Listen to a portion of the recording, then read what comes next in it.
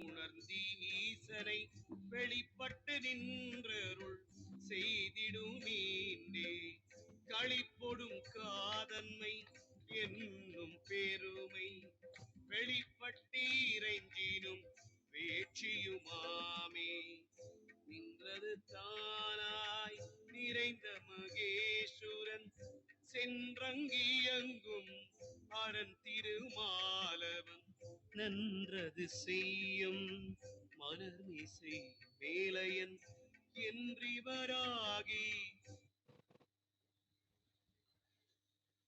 அனைவருக்கும் இனிய காலை வணக்கங்கள். ஓம் திருமூலர் திருவடிகள் போற்றி போற்றி. திருமந்திரம் 4ஆம் தந்திரம் 13வது அத்தியாயம். நவாக்கிரியில் 1396 அமுத பொய்வால் குளிர்ச்சி.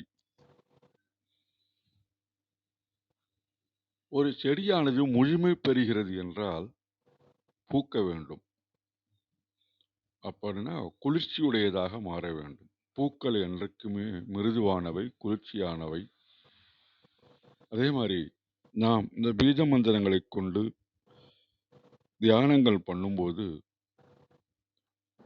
கீழே அக்னி மண்டலம், அதற்கு மேலே இருதயத்துக்கு மேலே சூரிய மண்டலம், ஆக்னைக்கு மேலே சந்திர மண்டலம். இந்த சந்திர மண்டலத்திலிருந்து அமுத பொய்வு, இது உணர்தலால் உணர்த்தக்கூடிய ஒன்று, கீழ் இறங்கி வரும்போது சூரிய மண்டலம் குளிர்ச்சி பெறுகின்றது அப்படின்ற ஒரு உண்மையை இங்கே யதார்த்தமாக இந்த பாடலில் சொல்ல வருவதாக உணர்கின்றேன். மிக்க நன்றி. வாருங்கள் ரத்னகுமார் ஐயா, வணக்கம். நன்றிங்க.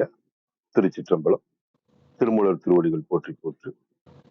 திருமூலரின் திருமந்திரத்தில் 4ஆம் தந்திரத்தில் நவாக்கரி சக்கரம் பாடல் 1396 பார்த்து கொண்டிருக்கின்றோம். பாடல் ஒலிக்கின்றது.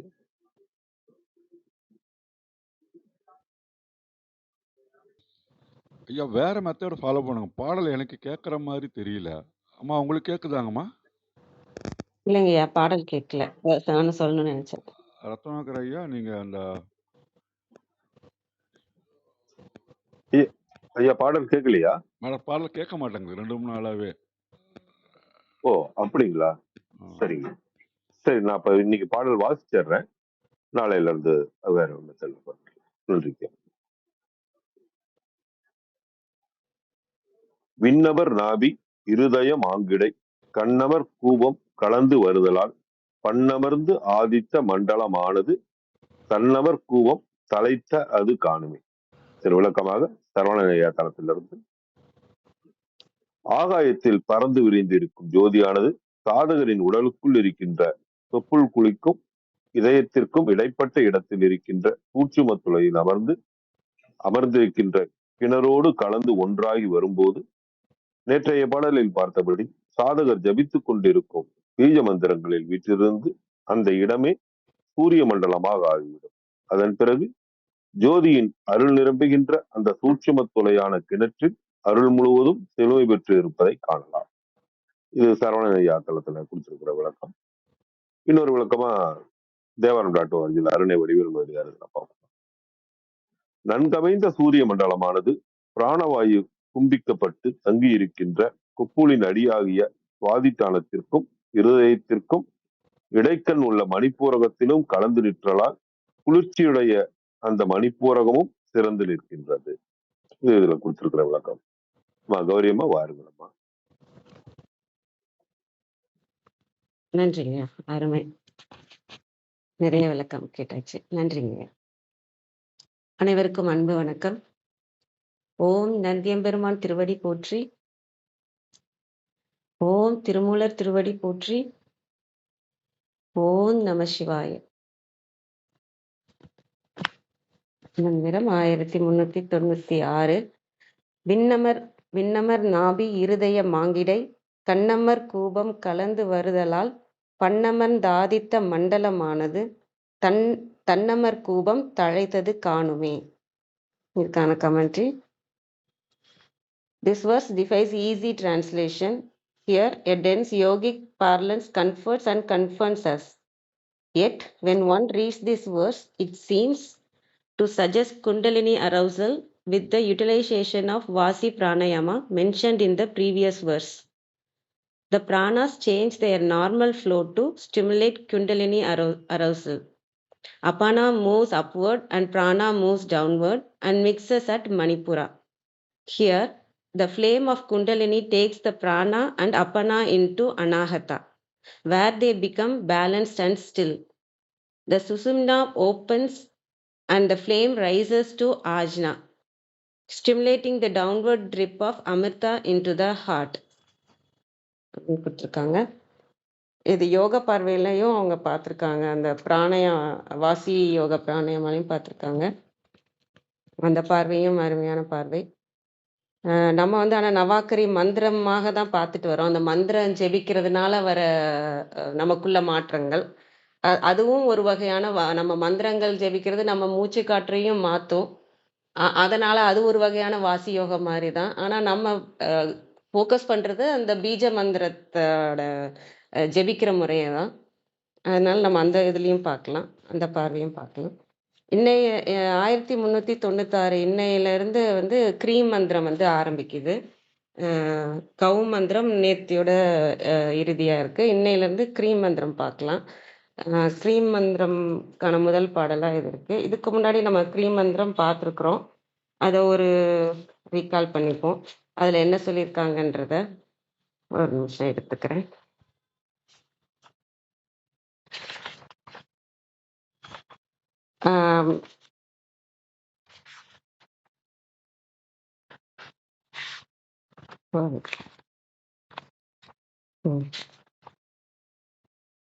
அவங்க முதல்ல வந்து அந்த க்ரீம் மந்திரத்துக்கான சக்தி வந்து பராசக்தினே வந்து திருமூலர் சொல்லியிருக்கிறாரு. அது அவங்களோட தன்மையாகவும் இருக்கலாம், பெரிய பெரிய லெவல்லன்றது மாதிரியும், இல்லைன்னா பேராகவும் நம்ம எடுத்துக்கலாம். ஆனால் பொதுவாக க்ரீம் மந்திரம் வந்து காளி தேவிக்கானது.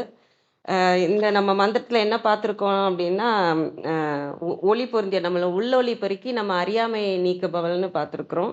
அது மட்டும் இல்லை, அனைத்தையும் நம்ம எண்ணம் என்ன ஆசைப்படுதோ நம்ம ஆசைக்கு ஏற்ற மாதிரி அனைத்தையும் அந்த அவளோட கருணையால் நமக்கு கொடுப்பாங்க அப்படிங்கிறதையும் பார்த்திருக்கோம். கலிக்கும் இச்சிந்தையில் காரணம் காட்டி தெளிக்கும் மழையுடன் செல்வம் உண்டாக்கும், அதுவும் பார்த்துருக்குறோம். பொருந்திடும் சிந்தை புகையில்லை தானே, அந்த சிந்தையும் நமக்கு தெளிவு, அந்த ஞான தெளிவும் நமக்கு கொடுப்பாங்க. அதே சமயம் நம்ம வந்து அந்த உலக வாழ்க்கைக்கு தேவையான அனைத்து விஷயங்களுமே நமக்கு அவங்க கருணையால் நமக்கு கொடுப்பாங்க. நம்ம அடுத்தது வந்து புகையில்லை சொல்லிய பொன்னொழி உண்டாம், அந்த பொன்னொழி உண்டாம் நம்ம அந்த சிவத்தையும் காண செய்கிறதுக்கு அவங்க மன தெளிவு உண்டாக்குனாலே அந்த சிவத்தையும் காண முடியும், அந்த பொன்னொழியும் நம்ம காண முடியும். அப்புறம் உள்ளொளி தான், அவங்க வந்து அந்த அறியாமை இருளை நீக்கிறதுக்காக நம்ம உள்ளொளியாகவே அவங்க வந்து இருப்பாங்க.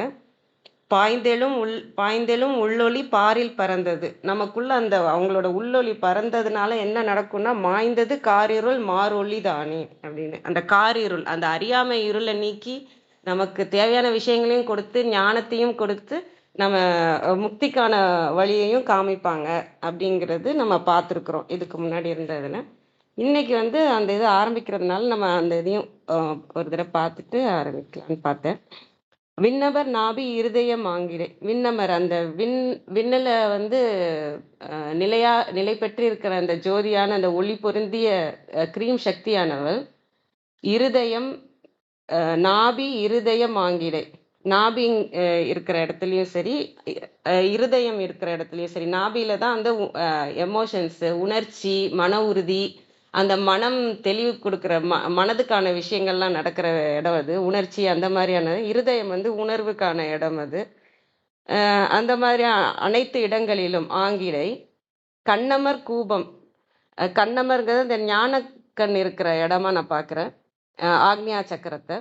கூபம்னா அந்த ஆழமான இடம் சொல்லலாம், இல்லைன்னா மையம்னு சொல்லலாம். நமக்கு சாதாரணமாக நம்ம அதை மையமாக பார்த்துருக்குறோம். அது ஒரு சென்டர், அந்த சுழற்சி நடக்கிற சென்டர், அது ஒரு மையம். அதுலேயும் அவங்க கலந்து வருதலால் அவங்களோட உள்ளொளி வந்து இங்கே நாபியிலேருந்து இருதயம் வரைக்கும் இருந்து அதெல்லாம் சீர் செய்து அந்த மனம் என்ற தெளிவு கொடுத்து அதையும் தாண்டி நமக்கு வந்து ஆக்ஞா சக்கரத்துலேயும் கலந்து வருதுல. ஆக்ஞா சக்கரம் அந்த மன தெளிவும் வந்துருச்சு. அந்த உணர்ச்சி, உணர்வு இந்த இது எல்லாத்தையும் சரி செய்து அந்த இதுலேயும் உள்ளொளி பெருக்கிட்டாங்கன்னா நமக்கு மனத்தெளிவு வந்துருச்சுன்னா அடுத்த ஸ்டெப் என்னன்னா ஆக்ஞா சக்கரத்துக்கு போய் அங்கே வந்து என்ன கலந்து வருவதால் அதுலேயும் அவங்க உள்ளொளியாக கலந்து வர்றதுனால பன்னமர்ந்தாதித்த மண்டலமானது. பன்னமர் நம்ம பார்த்துருக்கோம் பன்னுரு நாதம் அப்படின்னு அந்த வைப்ரேஷன் அந்த இந்த ஆற்றல்னால நமக்கு வர நாதம்னா நமக்குள்ள வர அதிர்வுகள், அந்த மந்திரத்தினால அந்த கிரீம் மந்திரத்தினால வர அதிர்வுகள்னால அதுவும் நமக்கு கிடைக்கப்பெறும். ஆதித்த மண்டலமானது அந்த சூரிய மண்டலம்னா அந்த ஆக்ஞா சக்கரத்தை வரைக்கும் அந்த ஆக்ஞா சக்கரத்தில் நம்ம ஞானமும் பெற முடியும். அதுக்கு அடுத்ததும் தன்னமர் கூபம் தழைத்தது காணுமே. இவ்வாறு நமக்கு மனம் தெளிவு பெற்று அந்த ஞானமும் பெற்று அறியாமை இருள்லாம் நீங்க பெற்றா அடுத்த ஸ்டெப்பான தன்னமர் குளிர்ச்சி பொருந்திய மையமான அதுவும் கூபம் தான், அதுவும் மையமாக நான் பார்க்குறேன். குளிர்ச்சி பொருந்திய மையம் வந்து சகஸ்ரதலம், அதுவும் தழைத்தது காணுமே. தழைத்ததுன்னா செழித்தது இல்லைன்னா வளர்ச்சி பெற்றது, அதுவும் ஆக்டிவேட் ஆகும், அதுவும் உயிர் பெற்றது, அதையும் நம்மளால் காண முடியும் அப்படின்னு நான் சொல்றதா பார்க்குறேன். அனைவருக்கும் நன்றி. வாங்கம்மா கிருத்திகா அம்மா. வணக்கம் அம்மா.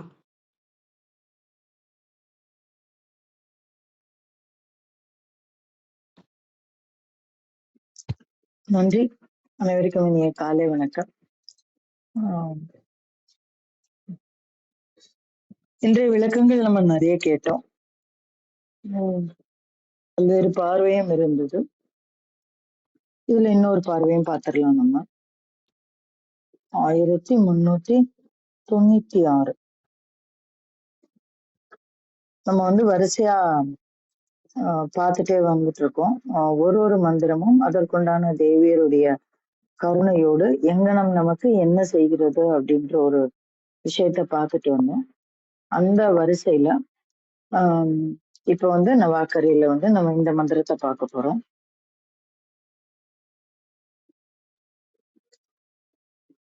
விண்ணமர் நாவி இருதயம் ஆங்கிடை கண்ணமர் கூபம் கலந்து வருதலார் பண்ணமர்ந்து ஆதித்த மண்டலமானது தன்னமர் கூபம் தழைத்தது காணுமே அப்படின்னு சொல்றாங்க.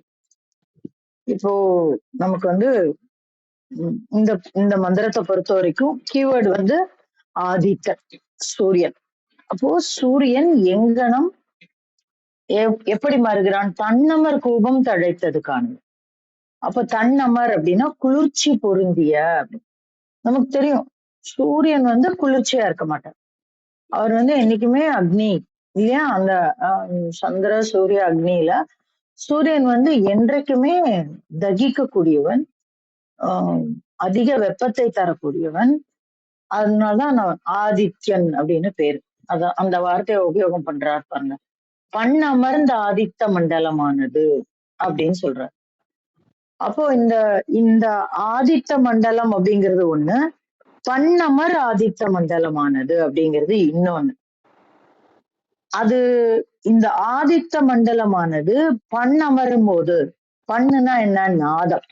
அப்ப நாத அனுபவத்தில் நாம ஆழும் பொழுது இந்த சூரிய மண்டலமானது அங்கே அமர்ந்து கொள்ளும் அப்படின்னு நீங்க இந்த வரைக்கும் பொருள் புரிஞ்சுக்கோங்க. அப்ப என்ன ஆகும்? அது தன் அமர் கூபம் தழைந்தது காணுமே அப்படின்னு சொல்றாங்க. அப்போ அது என்ன ஆகும் அப்படின்னா சந்திர மண்டலத்தில் ஒடுங்கும். ஏன்னா நமக்கு தெரியும் சந்திரக்கலை உயர்வதே ஞான வெளிச்சம் இல்லைங்களா? அந்த 16 கலையும் உச்சத்திற்கு செல்வது. அப்போ இந்த சூரியன் எங்க அடங்குது? அது நமக்கு தெரியும். சந்திரன் வந்து தேய்ந்து வளரக்கூடிய தன்மையில இருக்கிறவரு, இவர் எப்பவுமே உச்சத்துல இருக்கிறவரு, இதெல்லாமே தெரியும். அப்போ சூரியன் எங்கனம் ஞான சூரியனாக மாறுகிறது அப்படின்னாக்கா அதனுடைய வெளிச்சம் இருக்கும், அதனுடைய தன்மை இருக்கும். ஆனா அந்த அக்னி அந்த வெப்பம் இருக்காது. அதுக்காக தான் சொல்றாங்க தன்னமர் அப்படின்னு, தன்னமர் கூபம் தழைத்தது காணுமே அப்படின்னு சொல்றாங்க. அப்போ தன்னமர் கூபம் அப்படின்னா குளிர்ந்த சந்திர மண்டலம் ஆகிய குளத்தில் அது தழைத்தது, அங்கே விளங்கி நிற்கிறது அப்படின்னு அர்த்தம். அப்போ அது அது மறையல அங்கே. அப்போ இதனுடைய எனர்ஜி சூரிய மண்டலத்தினுடைய எனர்ஜி, அதனுடைய சக்திகள் சந்திர மண்டலத்தில் சேர்ந்து இருக்கிறது, அழிஞ்சு போல. அதனாலதான் இந்த வார்த்தை ரொம்ப முக்கியமானது. பண்ணமர் ஆதித்த மண்டலமானது தன்னமர் கோபம் தழைத்தது காணுமே. அப்ப சூரியனுக்கு என்ன தன்மை இருக்கு? உயிர்களை வளர்க்கக்கூடிய தன்மை இருக்கிறது. அத்தனை வளங்களும் இந்த பூமியில் பெருகுவது சூரிய வெளிச்சத்தினால், இல்லைங்களா? அந்த சூரிய வெளிச்சம் இல்லைன்னா ஒரு மரம் செடி கொடி கூட வளராது. அப்படி இருக்கக்கூடிய அந்த உயிர் தன்மையானது என்ன நடக்குது அப்படின்னாக்க, நாத துவனியில் ஆழும் பொழுது இந்த சூரிய மண்டலம் தன்னமர் கோபம் சந்திர மண்டலத்தில் ஒடுங்கி தழைக்கிறது அப்படின்னு நம்ம புரிஞ்சுக்கலாம். கூபம் தழைத்தது காணுமே. கூபம் என்பது என்ன அப்படின்னா கண்கள், அதாவது குளம், மன்னிக்கணும், குளம் அப்படின்னு நம்ம எடுத்துக்கலாம். எது குளம்? நம்முடைய உடல்ல எது குளம் அப்படின்னா அத அவரே சொல்றாரு. நானும் இத ஆரம்ப காலகட்டத்துல இருந்து யோக பார்வையில பார்க்கும் பொழுது நிறைய முறை சொல்லியிருக்கிறேன். நம்முடைய இந்த மொத்த இந்த பிண்டத்திலையும் அற்புதமான படைப்பு அப்படின்னா அது கண்கள். குளம் போன்று இருக்கக்கூடியது அது. அதன் மூலமாக நாம் செய்யக்கூடிய தியான முறைகள் பல உள்ளன. அது என்ன செய்யும் அப்படின்னா நேரடியாக நம்முடைய எந்த எந்த நிலையில நம்ம இருக்கோமோ அதுல இருந்து அடுத்த நிலைக்கு நம்ம எட்டு செல்லக்கூடியது. இத அவங்க பார்க்கணும், குரு பார்த்து சொல்லணும். இது இயக்கினால் நல்லபடியான ஒரு இந்த அடுத்த நிலைக்கு போலாம், அப்ப இவனுக்கு இந்த தியானத்தை கொடுக்கலாம் அப்படின்னு ஒரு குரு முடிவு பண்ணுவாரு. அப்பேற்பட்ட தியானங்கள் பல உள்ளன கண்களினால் செய்யக்கூடியது. அப்ப அததான் இந்த இடத்துல கூபம் அப்படின்னு அது ஒரு உறுப்பு, அது ஒரு செயலாக நமக்கு தருகிறார். எப்படி? கண் அமர் கூபம் கலந்து வருதலால். அப்ப எங்கிருந்து நாதம் துவங்கும் அப்படின்னாக்க கண் அமர் கூபம் கலந்து வருதனால் பண்ணமர் உருவாகும். அப்போ அந்த பண்ணில் யாரு அமர்வார்கள்? ஆதித்த மண்டலமானது அமரும் அப்படின்னு நம்ம புரிஞ்சுக்கலாம். அப்ப இந்த கண் அமர் கூபம் எங்கிருந்து வருகிறது அப்படின்னா அப்பதான் இந்த முதல் வரைக்கும் போறோம். விண் அமர் நாபி இருதயம் ஆங்கிடை. அப்போ விண் அமர் நாபி அப்படின்னு சொல்றாங்க. அப்ப அந்த ஆகாயத்தன்மை இருக்கக்கூடிய நாபி. அப்ப நாபியினுடைய தன்மை என்ன அப்படின்னாக்க ஜலம், இல்லைங்களா? நீர் தான். ஆனா அந்த இடத்துல எது இருக்கா அப்படின்னா விண் அமர் நாபி அப்படின்னு சொல்றாரு. அப்படின்னா என்ன அப்படின்னாக்க ஆகாயத்தன்மையை உடைய நாபி. அது எப்படி ஆகாயத்தன்மை உடைய நாபி வரும் அப்படின்னாக்க இந்த பீஜத்தை சொல்வதன் மூலம், இந்த பீஜத்தை பிரயோகிப்பதன் மூலம் அப்படின்னு நம்ம உடம்புக்குள்ள ஒரு மாற்றத்தை கொண்டு வர்றாரு திருமூலர். என்ன நடக்கும் அப்படின்னு நமக்கு சொல்லி தர்றாரு. விண் அமர் நாபி இருதயம் ஆங்கிடை அப்படின்னு சொல்றாரு. கண்ணமர் கூபம் கலந்து வருதலால் அப்படின்னா அதை இயக்குவதற்கு யார் வருவாங்க அப்படின்னாக்க இந்த கண்ணமர் கூபத்தில் இருந்து எழும்பக்கூடிய அந்த சக்தி. நம்ம ஏற்கனவே பார்த்திருக்கோம். கிரீம் அப்படிங்கிற மந்திரம் எந்த தேவிய சொல்றது அப்படின்னு சொல்லி நம்ம பார்த்தோம். இத நம்ம நிறைய மந்திரங்களோட நம்ம உச்சரித்து பார்க்கலாம். அப்பேற்பட்ட இந்த மந்திரமானது நமக்கு என்ன செய்கிறது? கண்களில் அமர்ந்து நம்முடைய நாபி கமலத்தில் எழும்பக்கூடிய அந்த தன்மையை மாற்றி ஆகாய மண்டலமாக மாற்றுகிறது. ஆகாய மண்டலமாக மாற்றும் பொழுது அதுக்கும் இருதயத்துக்கும் இடையில் இருக்கக்கூடிய அந்த பகுதியில இது மாற்றத்தை செய்து நாதத்தை உருவாக்கி அந்த நாதத்தில் ஆதித்யன் அமர்ந்து அந்த ஆதித்தன் சந்திரனில் ஒடுங்கி தழைக்கக்கூடிய தன்மையை தருகிறது அப்படிங்கிறது ஒரு ரொம்ப ரொம்ப ரொம்ப ரொம்ப சிக்கலான அதே சமயம் சூட்சுமமான ஒரு விஷயத்த திருமூலர் நமக்கு இந்த இடத்துல சொல்லி கொடுக்கிறாரு. ரொம்ப எளிதா புரிஞ்சுக்கணும் அப்படின்னாக்க நாபியினுடைய தன்மை மாறிடும், சுவாதிஷ்டானத்தினுடைய தன்மை மாறிவிடும். எப்போ சுவாதிஷ்டானத்தினுடைய தன்மை என்ன? உலகியல் இச்சை. அந்த உலகியல் இச்சை மாறிவிடும். இப்படிதான் நம்ம புரிஞ்சுக்கலாம். இந்த உலகியல் இச்சை மாறணும். இந்த உலகியல் இச்சை மாறணும்னா என்ன ஆகணும் அப்படின்னா தேவி அங்க அமரணும். அதுதான் இந்த காமேஸ்வரி தத்துவம் அப்படின்னு நம்ம சொல்லுவோம். காமாட்சி, அவளை நம்ம வழிபடுறது எதுக்காக அப்படின்னா இந்த தன்மை மாறுவதற்காக. அப்ப இந்த இந்த உலகியல் இச்சைகள் மாறி என்ன நடக்கும் அப்படின்னாக்க உயர்வான பர இச்சைகள், அந்த பரஞானம்னு சொல்றோம் இல்லையா, அது உருவாகும். அந்த பரஞானம் உருவாயிட்டுனா இந்த அபரஞானம், அதாவது இந்த உலக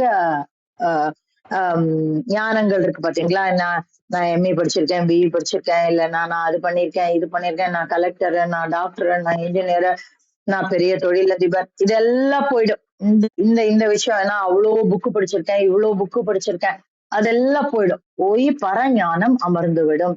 அப்ப இந்த பரஞானம் என்ன? இறையை பற்றிய விருப்பம், இறையை பற்றிய ஞானம், இறையை பஞ்சபூதங்களை குறித்த விழிப்புணர்வு, அதை எங்கனம் புரிந்து கொள்வது, நம்மை சுற்றி நிகழக்கூடிய இயற்கையை எங்கனம் புரிந்து கொள்வது, அதோடு எப்படி ஒன்றுவது, இந்த மாதிரி 1000 விஷயம் இருக்கு. நம்ம பார்த்தோம் 18 வித்யைகள் பார்த்தோம் இல்லையா, இந்த முந்தானத்தோ நாலானத்தோ பார்த்தோம்.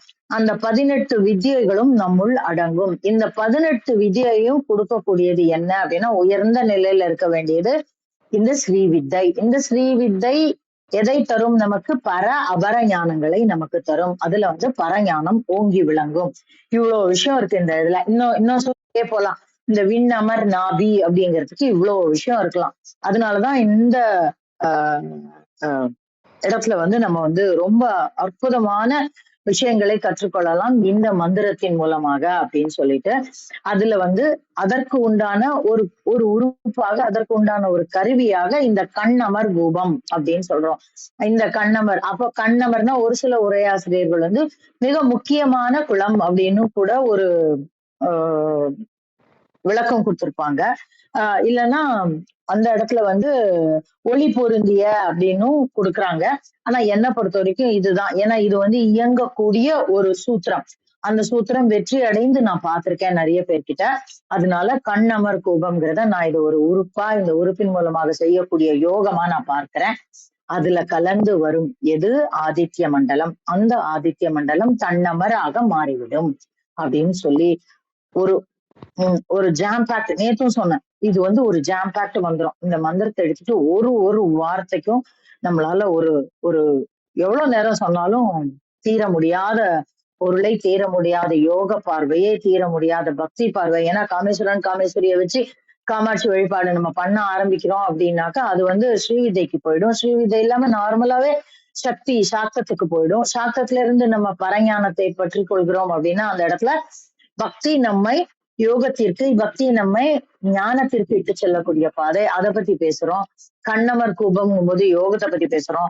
இப்படி ஒரு வாக்கியத்திற்கும் ஒரு வார்த்தைக்கும் 1000 அர்த்தங்களை கொண்டு, ஆனா திருமூலர் பாருங்க அப்படியே ரொம்ப சகஜமா உனக்கே எல்லாம் தெரியும் அப்படின்னு எல்லாத்தையும் ஒரே பாட்டுல வச்சு ஜாம் பேக் பண்ணிட்டு போயிட்டாரு. இத டீகோட் பண்றதுக்கு தான் நம்ம அவ்வளோ பேச வேண்டியிருக்கு. ஆனாலும் தீர மாட்டேங்குது. அது நம்முடைய போதாமையும் குறிக்கலாம் அப்படின்னு சொல்லிட்டு என்னுடைய பகிர்தலை முடித்துக் கொள்கிறேன். நன்றி. அருமைம்மா, நல்ல தெளிவான விளக்கமா இருந்தது. ரொம்ப நன்றிங்கம்மா, அருமையா இருந்ததும்மா, நன்றி. வாங்க ஐயா, மகேந்திரன் ஐயா. வணக்கம் ஐயா.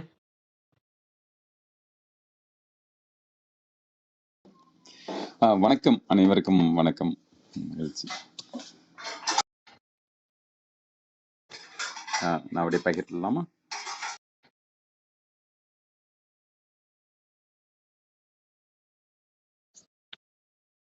சொல்லுங்க ஐயா. விண்ணமர் நாபி இருதயம் ஆங்கிடை, விண்ணமர் நாபி இருதயம் ஆங்கிடை, கண்ணமர் கூபம் கலந்து வருதலால், கண்ணமர் கூபம் கலந்து வருதலால், பண்ணமர்ந்தாதித்த மண்டலம் ஆனது, பண்ணமர்ந்தாதித்த மண்டலம் ஆனது தன்னமர் கூபம் தழைத்தது காணுமே.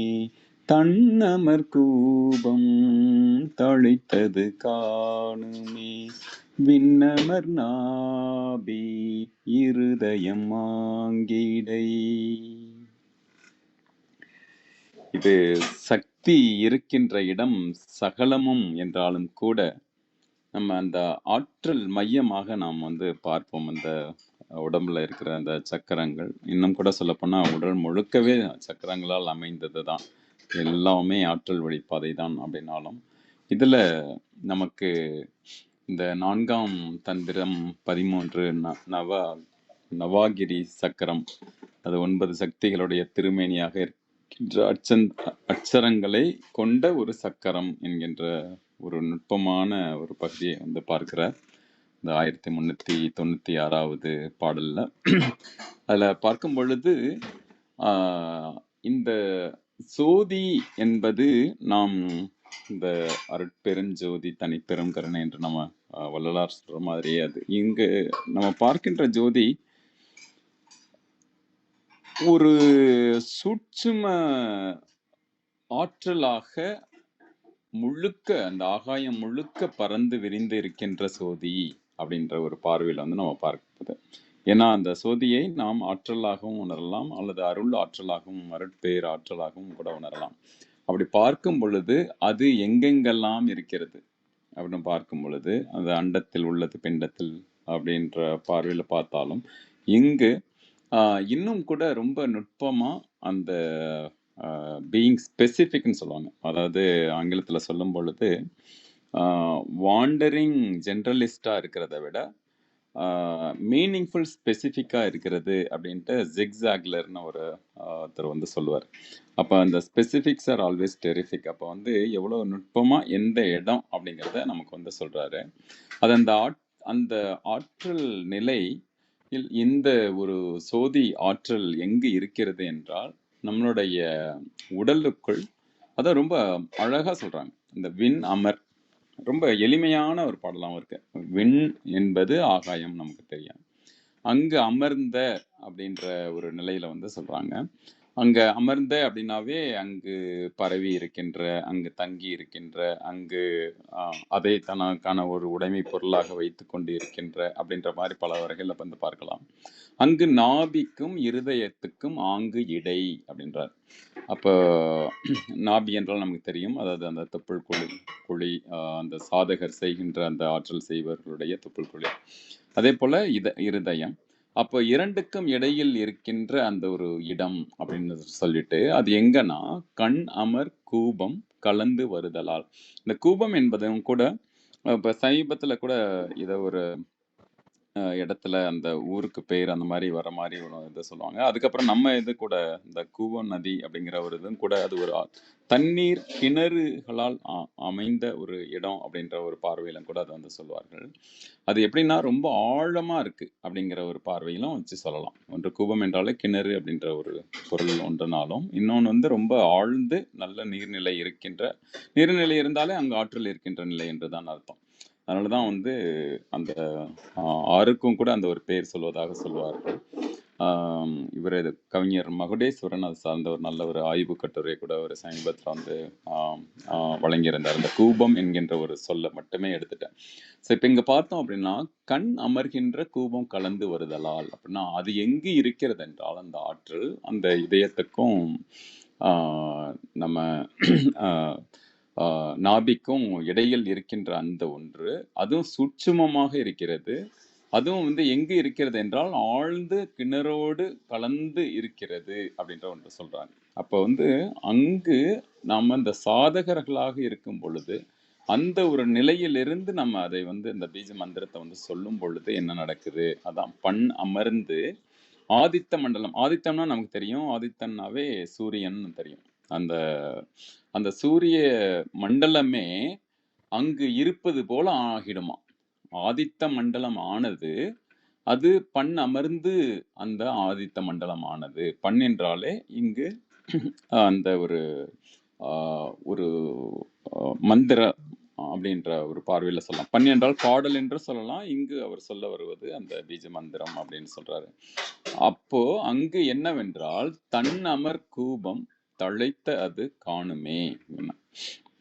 ஒன்று நமக்கு ஆதித்தன் அப்படின்னா அந்த ஒரு வெப்பத்தின் ஒரு நிலையை பார்க்கிறோம். தன் என்றாலே இன்னொன்று தன்னிலா அல்லது தன்னிலவு அப்படின்ற ஒரு பார்வையில பார்த்தோம்னா அது வந்து ஒரு நிலாவை குறிக்கின்ற அல்லது அதனுடைய ஒரு பக்கம் வந்து அந்த யாங் எனர்ஜி, இன்னொரு பக்கம் இன் எனர்ஜி அப்படின்னு சொல்ற மாதிரி நம்மளுடைய உடலுக்குள் கூட அந்த அந்த மெடிக்கல் இதை வந்து ஒரு சைனாக வந்து பார்ப்பாங்க. அதை வந்து நம்ம பார்க்கும் பொழுது அது பல நாடுகளில் உலக அளவிலும் கூட அதனுடைய அடையாளத்துக்கு சொல்வது வந்து இந்த மாதிரி நம்மளுடைய இரண்டு புறமும் வந்து அப்படியே அந்த இரண்டு பாம்புகள் வந்து சேர்ந்து ஒன்றாக அப்படியே இருப்பதாக ஒன்றை ஒன்று பார்த்துட்டு இருக்கிறது போல இடதும் வளமாக இருப்பதாக சொல்வார்கள். இதுல அந்த பார்வையிலும் கூட பார்க்கலாம். ஒன்று இடது கண் சூரியன், வலது கண் சந்திரன் அப்படிங்கிற அந்த ஒரு பார்வையிலையும் நான் சரியா தான் சொல்றேன்னு நினைக்கிறேன். ஸோ அந்த பார்வையிலும் கூட வந்து இதை வந்து பார்க்கலாம். அப்படி அந்த ஜோதியின் அருள் இரண்டுமாகவே இருக்கிறது, கலந்து இருக்கிறது. ஒரு வெப்பநிலையாகவும் இருக்கிறது, தன்னிலையாகவும் இருக்கிறது என்ற பார்வையிலும் கூட பார்க்கலாம் அப்படின்னு எனக்கு தோணுது. அப்போ அது அந்த ஜோதி அருள் எங்கு இருக்கிறது என்றால் தன் அமர் கூபம் தழைத்த அது காணுமே. அது வந்து என்ன மாதிரி இருக்குன்னா, நம்ம எல்லாவற்றையும் சும்மா நம்ம ஐம்புலன்களில் தெரிந்த அளவில் மட்டுமே எல்லாவற்றையும் நோக்கக்கூடாது. இன்னும் சூட்சும ஆற்றலோடு அந்த சூக்ஷ்ம ஆற்றலாக நம்ம அதை பார்க்கின்ற தன்மை நமக்கு தெரிய வேண்டும். நம்மளுடைய சக்கரங்களையே பார்க்கும் பொழுது அந்த யோக பிராண வித்யா மாதிரியான இதில் வந்து சொல்லப்படுவது என்ன அப்படின்னா, அந்த சக்கரம் வந்து சும்மா ஒரு ஒரு நார்மலான ஒரு ஜங்ஷன் அப்படிங்கிறது கிடையாது. அதுக்குன்னு ஒரு கூம்பு வடிவம் இருக்கு. அதுக்குன்னு வந்து ஒரு ஒரு 3D அல்லது 3Dங்கிறது கூட முப்பரிமாணம் மட்டும்தான். இதுல பற்பரிமாணம்னு சொல்லலாம். எந்த ஒன்றையுமே உண்மை என்பது எப்போதுமே பற்பரிமாணங்களில் உள்ளது. அதனாலதான் யானையை முதல்ல பார்க்குறவங்க வாழை பார்க்கும் பொழுது இதுதான் யானை நினைச்சுப்பாங்க, காலை பார்ப்போம் அதுதான் யானை நினைச்சுப்பாங்கன்ற மாதிரி சொல்வார்கள். அது மாதிரி இல்லாம எல்லாவற்றையும் பற்பரிமாண நிலையில் பார்க்கின்ற ஒரு தன்மை இருக்கிறது அல்லவா? அதே மாதிரி சூட்சுமமாக வந்து இருக்கின்ற அந்த ஆழ்ந்து இருக்கின்ற, இங்கே கிணறு என்று சொல்லப்படுகிற ஒரு மெட்டாஃபராக சொன்னாலும் அங்கு ஆழ்ந்து இருக்கின்ற அந்த பேரருள் அது எப்படி இருக்கிறது என்றால் எல்லா நிலையிலும் இருக்கிறது. எல்லா ஒரு ஆழ்ந்து உயர்ந்து விரிந்து பறந்து இருக்கின்ற ஒன்றாகவும் கூட நம்ம வந்து பார்க்கலாம். அப்படி இருப்பது எப்படி இருக்கிறது என்றால் தழைத்து இருக்கிறது, அந்த ஒரு பெரும் செழுமை பெற்று இருக்கிறது அப்படிங்கிறது தான். அதை வந்து நீங்கள் நான் சும்மா சொல்றேன் அப்படின்னு எடுத்துக்காதீங்க, நீங்கள் காணலாம் அப்படிங்கிறார். தழைத்த அது காணுமே. அதை வந்து நீங்களே வந்து பார்த்து அதுவும் சாதகங்களை மிக சரியாக செய்பவர்களுக்கு இது வந்து உணர முடியும். அந்த அளவுக்கு நுட்பமாக உணர முடியும். அதுதான் இப்போ நமக்கு எக்ஸ்ரேயோ இல்லை எம்ஆர்ஐ இந்த மாதிரி எவ்வளவோ ஸ்கேனிங் எல்லாமே இருக்கு. ஒரு காலத்திலலாம் வந்து முழுக்க ரொம்ப நுட்ப அறிவியலில் அவர்கள் வந்து உணர்ந்தார்கள். அது சாதாரணமாக எல்லோருக்கும் வாய்க்க. இப்போ வந்து நம்ம உபகருவிகளை பயன்படுத்துகிறோம். அப்போதெல்லாம் தன்னுடைய நுண் ஆற்றலாலேயே வந்து அதை உணர்ந்து எங்கு அந்த ஆற்றல் பாய்கிறது, எங்கு ஆற்றல் குறைவாக இருக்கிறது என்பதை மிக சரியாக கணிக்கின்ற வல்லமை உடையவர்கள் தான் சாதகர்கள். அப்போ அந்த சாதகங்களை மிக சரியாக தெரிந்து கொள்பவர்களுக்கு இந்த அளவுக்கு நுட்பமாக அதை கண்டுபிடிக்க முடியும் என்கின்ற பார்வையில் நம்ம வந்து பார்க்கலாம். அதையும் நீங்களே உணர்ந்து அனுபவபூர்வமாக உணர்ந்து காணுங்கள் அப்படிங்கிறது தான் இங்க சொல்வது. நன்றி, வணக்கம். நன்றிங்க ஐயா. அருமையான பார்வையா இருந்தது. அது மாதிரி எளிமையா சொன்னீங்க. நல்லா நிறைய விளக்கங்கள் கொடுத்தீங்க. ரொம்ப நன்றிங்க ஐயா. வாங்கம்மா விந்தியாம்மா. வணக்கம் அம்மா.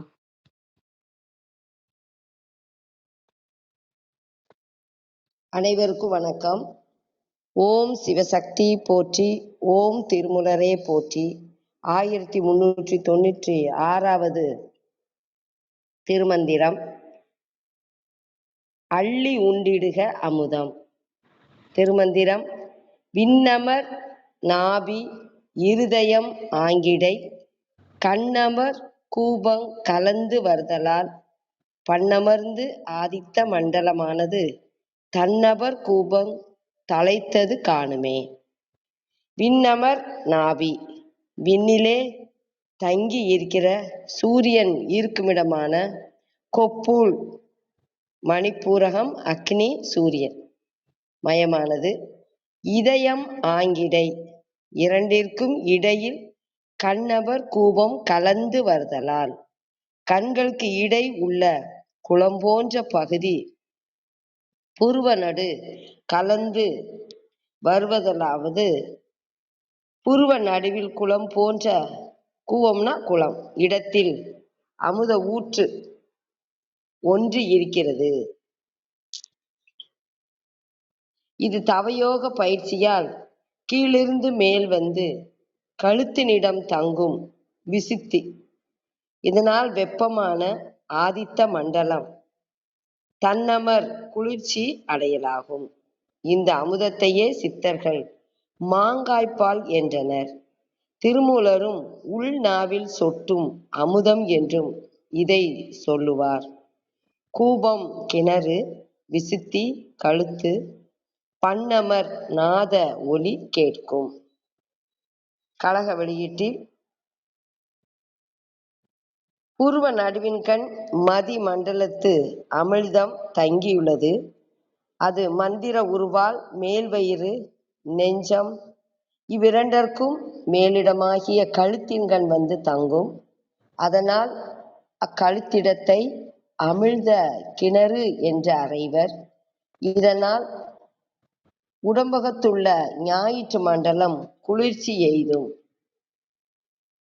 கூபம் அப்படின்னா விசுத்தி. அனைவருக்கும் நன்றி, வணக்கம். சிவசிவ. திருச்சிற்றம்பலம். நன்றிங்க அம்மா. ரொம்ப அருமையா இருந்தது. நிறைய விளக்கங்கள், நிறைய பார்வை பார்த்துருக்கோம். மிக்க நன்றிங்கம்மா. வேற யாருக்காவது கேள்வி கருத்து ஏதாவது இருந்தா சொல்லலாம்.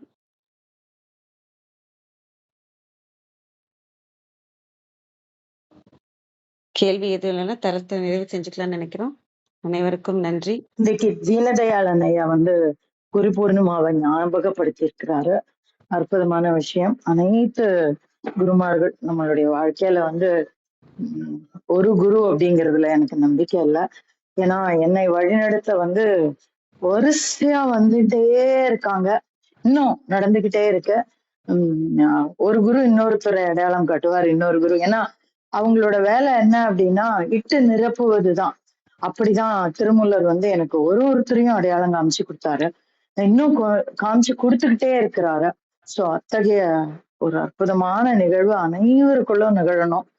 இந்த குரு பூர்ணிமா நாள் ஞாபகப்படுத்தினதுக்கு ரொம்ப நன்றி தீன்தயாளன் ஐயா. இன்றைக்கு வந்து நம்ம அற்புதமா அந்த குருவை வணங்கலாம், திருமூலரை நினைத்து கொள்ளலாம். வரிசையா யார் யாரெல்லாம் உங்களுக்கு இங்க கொண்டு வந்து சேர்த்தாங்களோ இல்ல நமக்கு வழிகாட்டி கொண்டு இருக்கிறார்களோ அத்தனை பேரையும் வணங்கி இந்த நாள்ல வந்து அவர்களுடைய எண்ணத்துல தினம் தான் இருக்கும், ஆனாலும் ஒரு சிறப்பு நாள். ஏன்னா இன்றைய தன்மை அந்த மாதிரியான பௌர்ணமியினுடைய தன்மை அது. சோ அந்த இத நீங்க உண்மையிலே பதிஞ்சதுக்கு ரொம்ப நன்றி. நம்ம எல்லாருமே அதை நினைச்சுப்போம். நன்றி. நன்றிங்க அம்மா. நன்றி தீனதயாளனையா. நன்றி. அனைவருக்கும் நன்றி. தளத்தை நிறைவு செஞ்சுக்கலாங்களா? வேற எதுவும் கேட்கறதுக்கு இல்லைன்னா